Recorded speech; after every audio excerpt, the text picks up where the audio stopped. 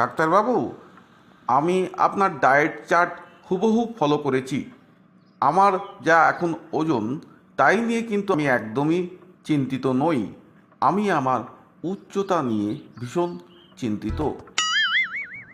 একটা বয়সের পরে সকলেরই উচ্চতা কমেও না বাড়েও না, কিন্তু ওজন বাড়তে পারে, কমতেও পারে।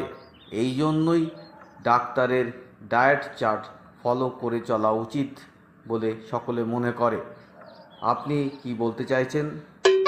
মানে আমি বলছিলাম কি, আপনি তো একজন ডায়েটিশিয়ান।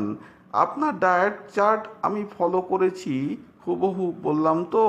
কিন্তু আমার এখন উচ্চতা 5 ফুট 6 ইঞ্চি, আর আমার যা ওজন তাতে আমার উচ্চতা হওয়া উচিত ছিল 7 ফুট 8 ইঞ্চি। এত চার্ট ফলো করেও এরকম কেন হলো ডাক্তারবাবু?